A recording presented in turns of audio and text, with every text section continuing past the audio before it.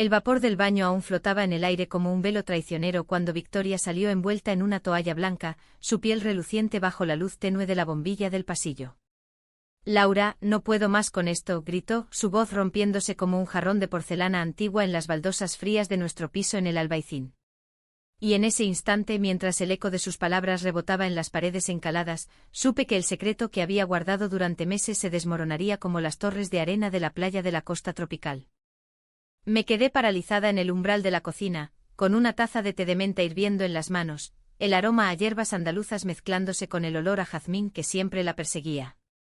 Éramos compañeras de piso desde hacía un año, dos almas perdidas en la vorágine de Granada. Yo, Laura, una estudiante de literatura de 22 años llegada de un pueblo olvidado en las sierras de Jaén, con el peso de una familia católica que aún rezaba por mi conversión. Ella, Victoria, 23, pintora de Madrid con ojos negros como las noches de feria en la Alhambra, que huía de un pasado que nunca mencionaba.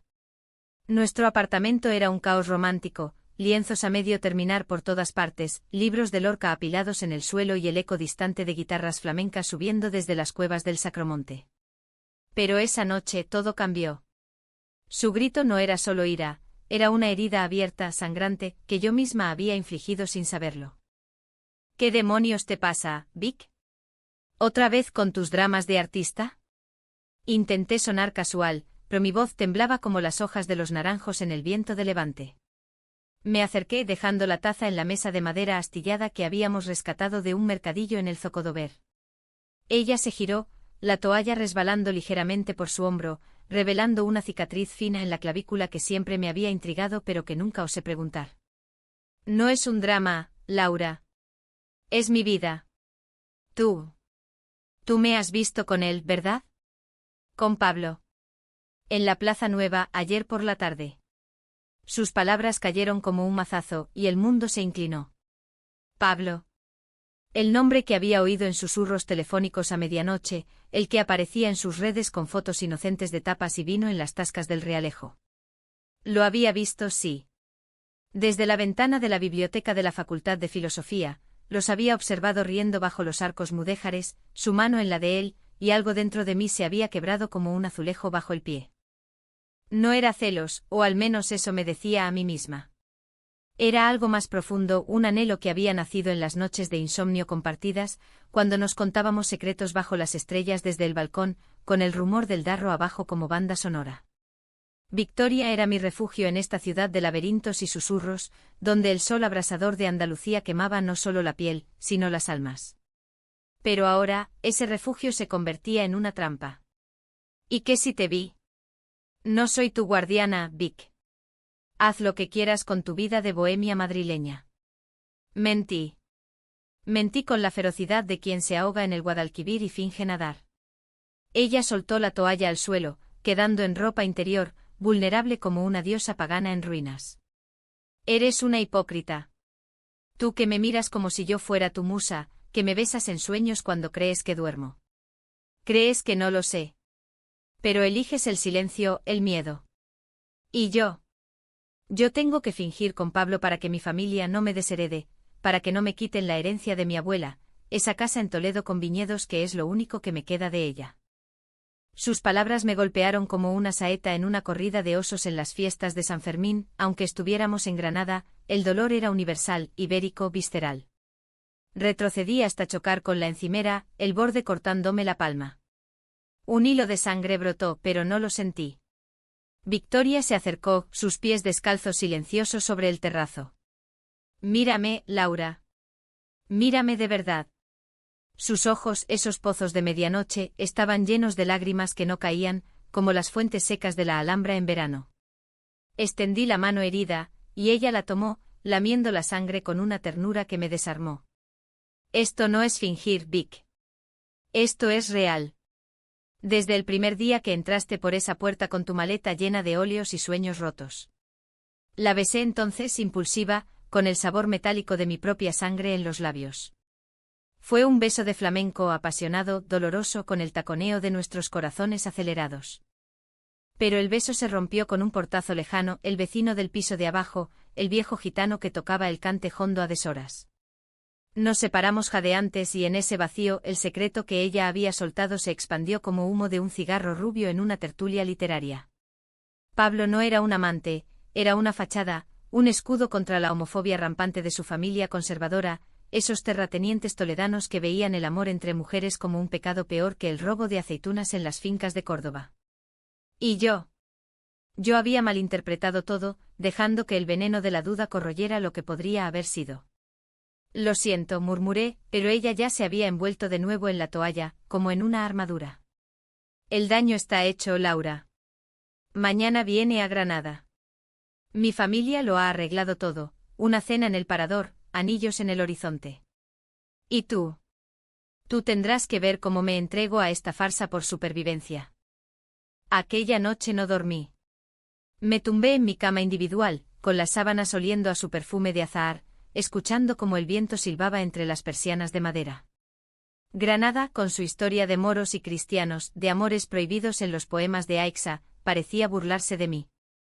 Recordé nuestra primera semana juntas, cómo había llegado exhausta de un viaje en autobús desde Jaén, con el sol poniéndose sobre las murallas de la ciudad, y Victoria me había recibido con un plato de gazpacho frío y una sonrisa que iluminaba más que las luces de la feria del Corpus. Bienvenida al caos andaluz, compañera, me dijo, y en ese momento su acento madrileño se tiñó de calidez sureña, como si Granada ya la hubiera conquistado. Compartimos botellas de manzanilla en la cocina, hablando de Garcilaso y de las mujeres que amaban en secreto en la época de los reyes católicos. Ella pintaba mientras yo leía en voz alta, y en esas pausas, nuestras manos se rozaban accidentalmente o no tanto sobre el mármol de la mesa. Pero el idilio se había agriado con el tiempo. Empecé a notar sus ausencias, tardes en las que volvía con el maquillaje corrido, alegando inspiración en el Sacromonte. Y luego las llamadas. Sí, mamá, estoy bien. Pablo es un encanto. Cada palabra era una daga. Yo con mi propia carga, padres que me enviaban rosarios y cartas sobre el buen camino, me callé. Pensé que era unilateral, que mi atracción por ella era un capricho de estudiante, un eco de las novelas de Carmen Laforet que devoraba en la biblioteca. Hasta que una noche de tormenta, con truenos retumbando como cañones en la batalla de las Navas de Tolosa, la encontré acurrucada en el sofá, sollozando por una pelea con su madre. La abracé entonces y su cuerpo se amoldó al mío como las curvas del Generalife. No llores, Vic. Aquí estás a salvo. Sus labios rozaron mi cuello en un susurro, contigo siempre. Pero al amanecer el momento se evaporó y volvimos a nuestras máscaras. Ahora, con el alba tiñendo de rosa las tejas de los tejados, me levanté y salí al balcón. El albaicín despertaba con el canto de los mirlos y el aroma a pan recién horneado de la panadería de abajo. Miré hacia la Alhambra, esa fortaleza de amores imposibles, y juré que no dejaría que la farsa de Pablo nos destruyera. Pero el destino, caprichoso como un torero en la maestranza, tenía otros planes. Ese mediodía, mientras paseábamos por los Carrera de la Virgen, ella con su cuaderno de bocetos, yo con un libro de Machado bajo el brazo, la vimos. A mi hermana mayor, Elena, bajando de un taxi con maletas en mano. Laura. Sorpresa. Mamá me mandó a vigilarte en esta ciudad de pecado. Su sonrisa era afilada como una navaja de Albacete y en sus ojos, el juicio de toda una estirpe de mujeres devotas. Victoria palideció y yo supe que el verdadero conflicto apenas comenzaba. Elena se instaló en el sofá como una inquisidora en su tribunal, interrogándome sobre mis estudios, mis amigos, mi moral. ¿Y esta compañera? ¿Es de fiar? Victoria, desde la cocina, fingió revolver ollas para el almuerzo, un salmorejo que olía a traición. Es Victoria, Elena. Una artista increíble. Intenté mediar, pero mi hermana, con su crucifijo balanceándose como un péndulo, no cejaba. Cuidado, Laura. Granada es hermosa, pero tienta al diablo. Recuerda lo que pasó con la prima Inés en Sevilla, se enamoró de una mujer, y mira, ahora vive en el exilio, sola y arrepentida. Las palabras cayeron como plomo y Victoria dejó caer una cuchara, el tintineo resonando como una sentencia. Esa tarde, mientras Elena dormía la siesta, esos andaluces no resistimos el calor, Victoria me arrastró al baño. Tu familia es como la mía, Laura. Asfixiante, ciega. ¿Cómo vamos a salir de esto? La besé de nuevo, esta vez con urgencia, nuestras respiraciones entrecortadas contra el espejo empañado. Pero el beso fue interrumpido por un golpe en la puerta. Almuerzo listo. Elena, siempre vigilante. Los días siguientes fueron un torbellino de tensiones contenidas. Elena insistía en salidas familiares, visitas al Generalife, donde las fuentes susurraban secretos que no podíamos compartir, cenas en el restaurante Arrayanes, con vistas a la ciudad que nos ahogaba en su belleza. Victoria jugaba su papel de amiga solícita, pero yo veía las grietas, sus manos temblando al servir el vino, sus ojos desviándose hacia mí en las pausas. ¿Y Pablo? Oh, Pablo. Llegó una noche de viernes, con su traje de sevillano impecable y una sonrisa que no llegaba a los ojos. Encantado, señoras. Victoria me ha hablado tanto de este piso encantador. Besó su mano, y ella se tensó como un laúd a punto de romperse. Elena lo aprobó al instante, un buen partido. Católico, trabajador. Lo que necesitamos en esta familia desarraigada. Cenamos en la plaza de Beiber Rambla, bajo las estrellas, con el bullicio de los vendedores de turrón de mazapán. Pero yo no probé bocado, cada risa forzada de Vic era un puñal en mi pecho. Aquella noche, de regreso, el clímax estalló. Elena se retiró temprano, alegando fatiga del viaje, dejando el aire cargado de electricidad estática. Pablo se despidió con un beso casto en la mejilla de Victoria, prometiendo mañana en la catedral, para la misa de la Virgen. La puerta se cerró y ella se derrumbó contra mí. No aguanto más, Laura. Es una jaula dorada, como la de la Alhambra para las sultanas. Mi madre amenaza con cortarme el dinero, con desheredarme si no sigo el plan. ¿Y tú? Tú eres mi salvación, pero ¿a qué precio? La abracé sintiendo su corazón latir contra el mío, un ritmo de bulería desesperada. Huyamos, Vic. A las cuevas del Sacromonte o a Málaga, donde el mar lava los pecados. Pero ella se apartó, lágrimas surcando su rostro como ríos en las alpujarras. No es tan simple. Tengo un secreto más grande, Laura. Pablo. No es solo una farsa. Está embarazada. Mi hermana. Y si se va, ella se queda sin nada. Yo soy el escudo. El mundo se detuvo. Embarazada. La palabra resonó como un eco en la mezquita de Córdoba, profanando lo sagrado. Victoria no era solo la amante fingida, era la protectora, la que cargaba con el peso de una familia disfuncional, sacrificando su verdad por la de otra. Me aparté, el aire escapando de mis pulmones. ¿Por qué no me lo dijiste? ¿Por qué me dejaste creer que eras tú la que? La ira brotó caliente como el gazpacho en verano. Porque te amo, idiota. Y no quería arrastrarte a este infierno toledano. Mi hermana es solo 19, un error de juventud en una noche de San Juan. Pablo la ama de verdad, pero mi familia lo niega todo por el que dirán. Yo soy la carnada. Golpeé la pared, el yeso crujiendo como mi alma. En ese momento de rabia ciega, la malentendí de nuevo, pensé que era una traidora, no una mártir. Fuera. Vete con tu héroe falso. Ella recogió su bolso sollozando y salió a la noche granadina, donde las farolas proyectaban sombras largas como acusaciones. Sola, me derrumbé en el suelo, el frío del terrazo calando mis huesos. Elena, despertada por el ruido, apareció en pijama, crucifijo en mano. ¿Qué ha pasado, hermana? ¿Otra de esas amistades modernas? Su compasión era veneno disfrazado, y por primera vez, le grité la verdad, es amor, Elena. Amor como el de Mariana Pineda, que murió por él en esta misma tierra. Ella palideció, retrocediendo como si yo fuera la hereje en la hoguera. Mamá tenía razón. Eres perdida. Y se fue a su habitación, cerrando la puerta con llave. Los días que siguieron fueron un purgatorio personal, un vía crucis por las calles empedradas de Granada donde cada esquina recordaba su ausencia. Victoria no volvió esa noche ni la siguiente. Su estudio quedó vacío, pinceles secos en tarros de cristal, lienzos con bocetos de mi rostro a medio terminar como promesas rotas. Mandé mensajes al vacío, vuelve por favor. Hablemos, pero el teléfono permanecía mudo, un trofeo de mi orgullo herido. Elena, en su rol de centinela, me sermoneaba con desayunos de churros y moralinas, la oración lo arregla todo, Laura. Reza el rosario por esa pobre chica, el diablo la tiene enredada. Odiaba su piedad, esa fe ciega que había ahuyentado a nuestra prima Inés, exiliada en Barcelona con una amante catalana y un corazón hecho trizas. Yo, en cambio, buscaba respuestas en los versos de Federico García Lorca.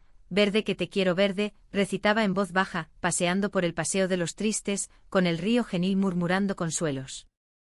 El secreto de Victoria me carcomía. Embarazo. Hermana. Farsa. Cada capa revelada era un velo más en el harén de mentiras que era su vida. Recordé fragmentos, sus llamadas a Toledo, siempre cortadas con excusas, las fotos familiares en su mesita, donde su hermana menor, Clara, sonreía inocente con un ramo de margaritas. Como no lo vi. Mi propia ceguera alimentada por el miedo a mi orientación, esa anomalía, que mis padres atribuían a lecturas modernas, me había hecho sorda. En la universidad, durante las clases de poesía romántica, divagaba, imaginando a Vic en el mirador de San Nicolás, pintando la Alhambra con colores que solo nosotras entendíamos, rojos apasionados, azules melancólicos. Mis amigas, un corro de estudiantes queer en la cafetería de la Facultad de Bellas Artes, notaron mi palidez. Laura, ¿qué te pasa? Pareces un fantasma del Sacromonte.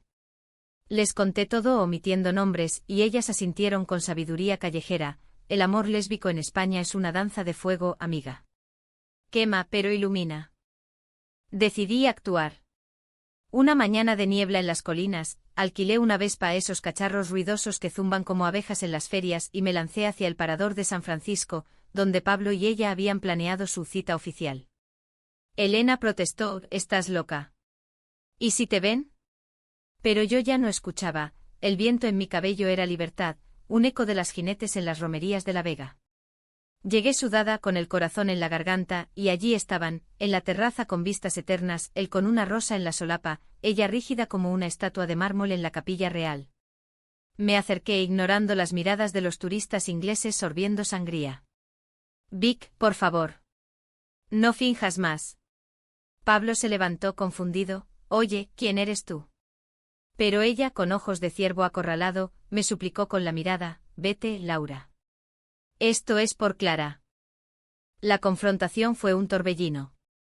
Pablo, al enterarse del embarazo que Victoria soltó en un arrebato de desesperación, palideció como el yeso de las paredes nazaríes. «Es verdad. Clara y yo. Fue un error, pero la amo. Tu familia nos obliga a esto, Vic, como si fuéramos peones en su tablero de ajedrez toledano». Él no era el villano, era otro prisionero, un arquitecto sevillano atrapado en el yugo del honor familiar.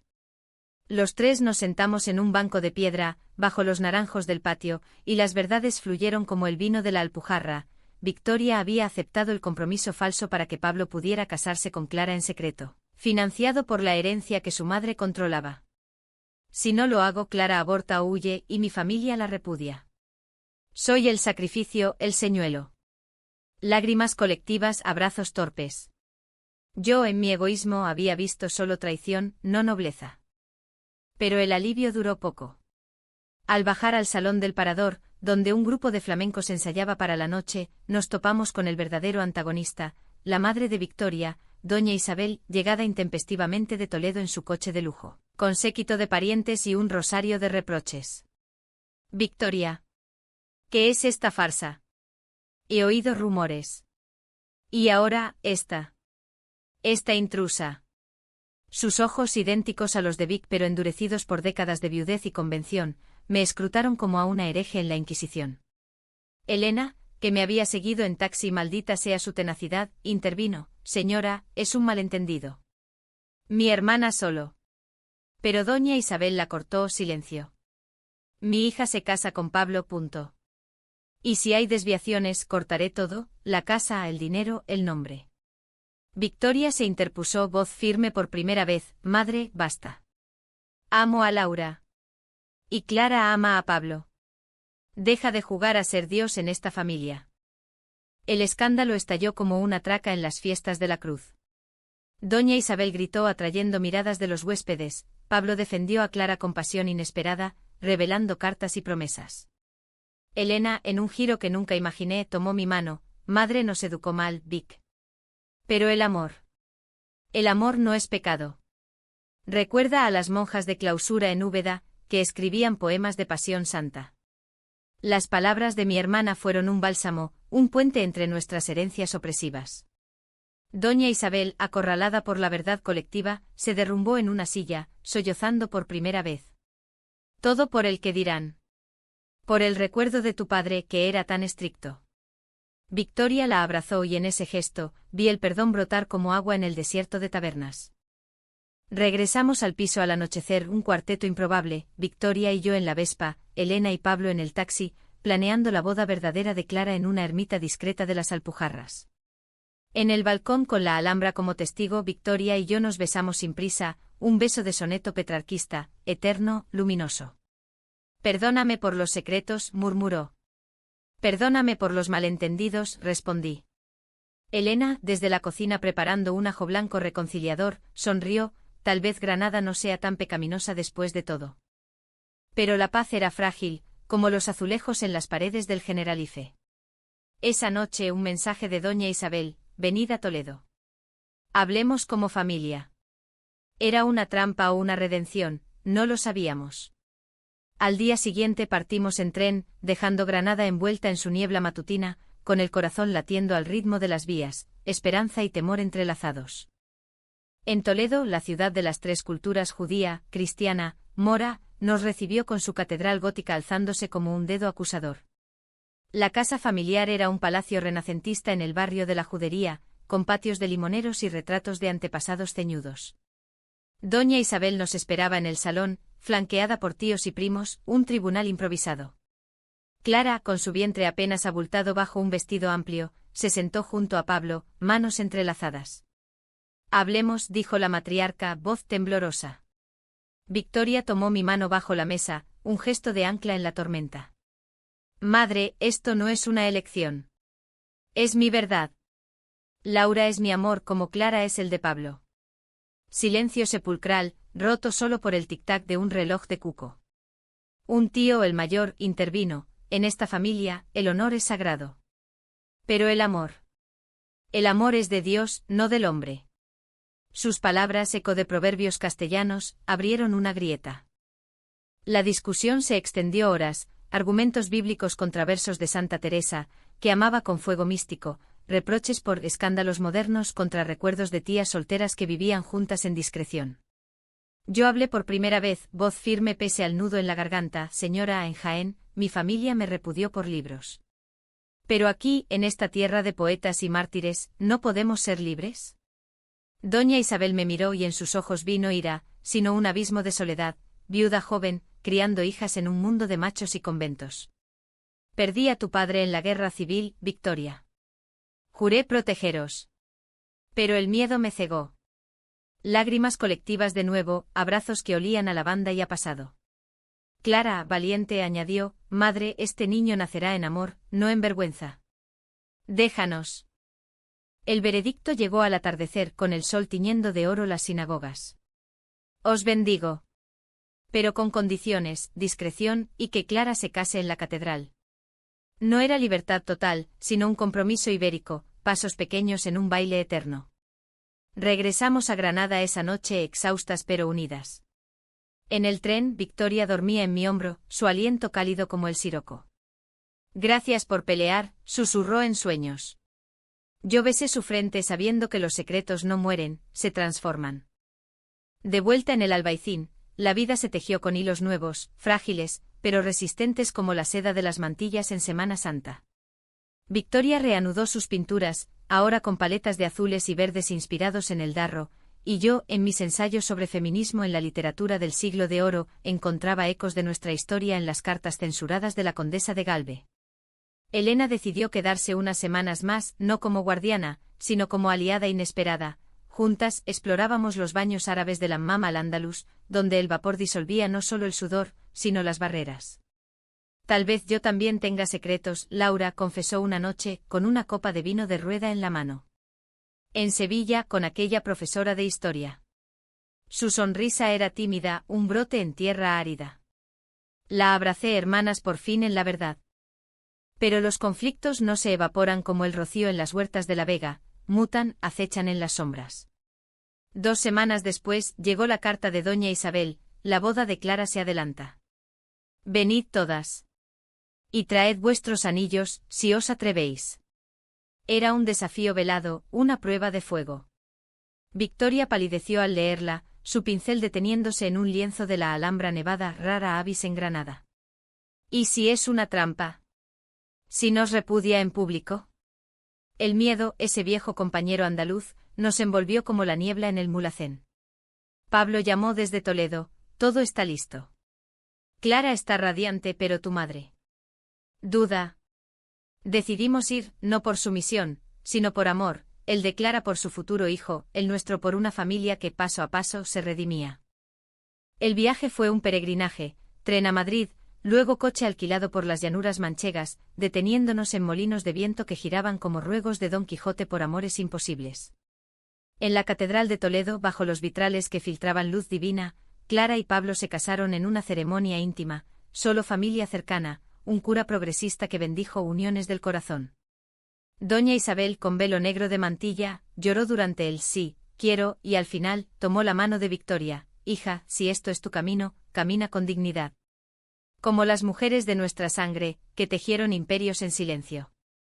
No era aceptación plena, el que dirán de los vecinos toledanos aún pesaba, pero era un comienzo, humanizado por el llanto de un bebé en el horizonte.